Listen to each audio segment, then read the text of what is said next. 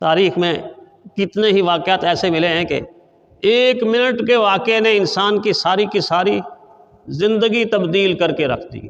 زندگی تبدیل کر کے رکھ دی۔ مشرقافی رحمہ اللہ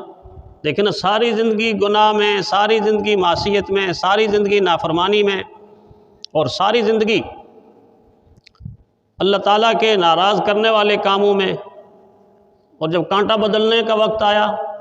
جب زندگی تبدیل ہونے کی گھڑی آن پہنچی، تو اس وقت نکلے برائی کے ارادے سے، نکلے تو اس لیے کہ میں خانے میں جاؤں گا، وہاں جام چلے گا، اور بس راستے میں ایک کاغذ ملا اور اس کو ایسے اٹھا کے دیکھ لیا، اور اللہ کے نام پہ نظر پڑ گئی، اور اللہ کے نام کی عظمت دل میں آ گئی، اور اس کاغذ کو اپنی جیب میں ڈال لیا، بس اتنا سا کام کیا، اس سے زیادہ نہیں۔ اور اس سے آگے پھر برائی کی طرف چل پڑے، میں خانے کی طرف چل پڑے، برائی میں مبتلا ہو رہے ہیں،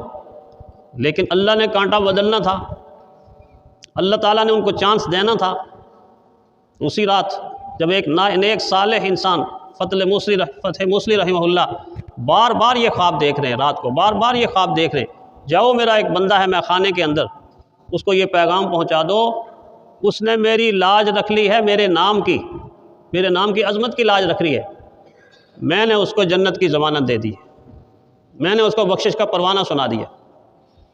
اب یہ خواب سے جب اٹھے ہیں اور بار بار سوچ رہے ہیں، خواب سمجھ نہیں آ رہا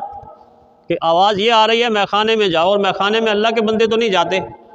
مسجد میں جاتے ہیں، خانقاہ میں جاتے ہیں، صالحین میں جاتے ہیں، نیکی کے ماحول میں جاتے ہیں، کہ ایسا کوئی اللہ کا بزرگ ہے جو ہے تو میں خانے کے اندر، اور پیغام یہ آ رہا ہے، لیکن چونکہ بار بار رپیٹ ہوا خواب تو مجبور ہو گئے، اٹھ کے چلے گئے، اور جا کر وہاں دروازے پہ دستک دے کے کہا کہ ایسے نام کا کوئی آدمی ہے، تو اندر سے شراب کی مستی میں جھومتے ہوئے آئے اور آ کر کہا میرا نام ہے، تو فرمایا اگر تیرا نام ہے تو تیرے لیے یہ پیغام، تیرے لیے یہ پیغام۔ بس جب پیغام سنا تو وہ میں خانے کی مستی اتر کے توحید کی مستی آ گئی، وحدانیت کی مستی آ گئی، ایمان کی روشنی آ گئی، معرفت کی روشنی آ گئی، دل جگمگا اٹھا، اور پاؤں میں اس وقت جوتی نہیں پہنی تھی، پھر ساری زندگی جوتی نہیں پہنی۔ لوگ کہتے تھے کیوں نہیں پہنتے؟ فرماتے تھے یہ جوتی مجھے توبہ کا موقع یاد دلاتی ہے کہ جب توبہ کی تھی تو اس وقت جوتی نہیں پہنی ہوئی تھی۔ کیسا ایک موقع آیا، ایک اشارہ آیا، اس اشارے سے انہوں نے فائدہ اٹھا لیا، اللہ کے محبوب بن گئے، اللہ کے محبوب بن گئے۔ آپ مشہور واقعہ سنتے ہیں شیخ عبد القادر جیلانی رحمۃ اللہ علیہ کا،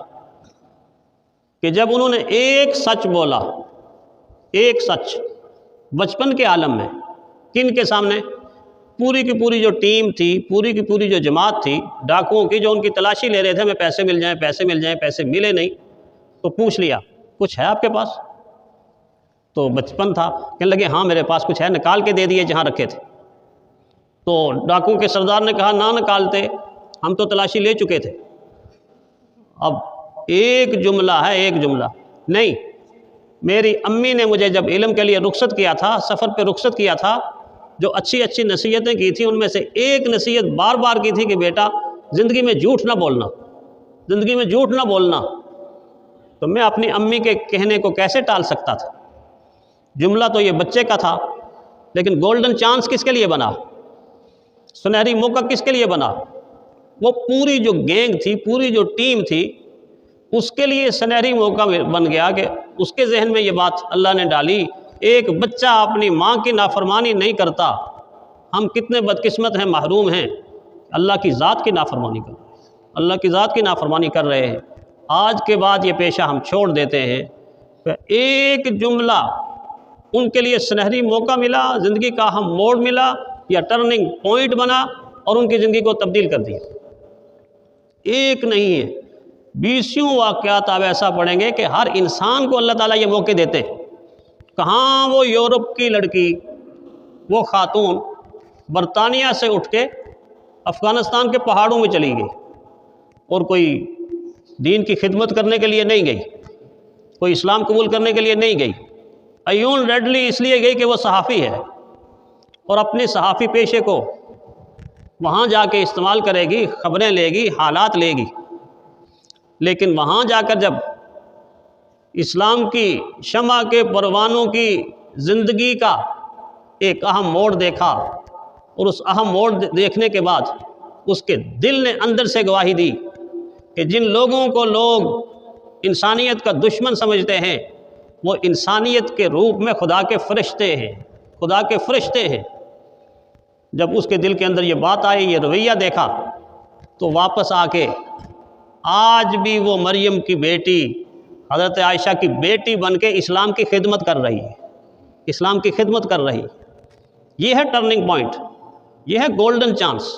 یہ ہے اہم موقع، انسان کی زندگی کی تبدیلی کا اہم موقع۔ لیوپولڈ کتنا عرصہ گزرتا رہا، پڑھتا رہا، یہودی باپ کا بیٹا ہے، یہودی ربی کی اولاد ہے، مگر جب اندر سے بے چینی اور بے قراری شروع ہوئی، اور اس بے چینی اور بے قراری کو ختم کرنے کے لیے اس نے مطالعہ کیا، اس نے پڑھا، اس نے سوچا، اس نے سمجھا، تو پورے قرآن میں سے ایک آیت پہ صرف نظر ٹھہری، ایک آیت پہ، الہاکم التکاثر حتی زرتم المقابر۔ تمہیں مال و دولت کی ہرس اور ہوس نے اتنی غفلت میں ڈالا ہوا ہے، اتنی غفلت میں ڈالا ہوا ہے کہ تم اس غفلت میں قبر کی دیواروں سے جا ٹکراؤ گے، تمہاری غفلت ختم نہیں ہوگی۔ کہ مال و دولت کی پٹی اتنی گہری پٹی ہے کہ انسان کو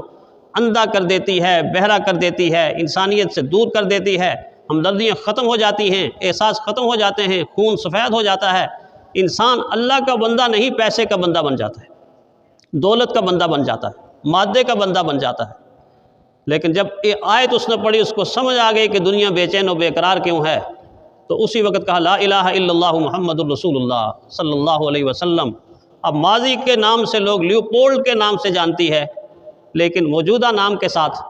لوگ ان کو علامہ محمد اسد کے نام سے پکارتے ہیں، علامہ محمد اسد کے نام سے پکارتے ہیں، جنہوں نے قرآن حکیم کی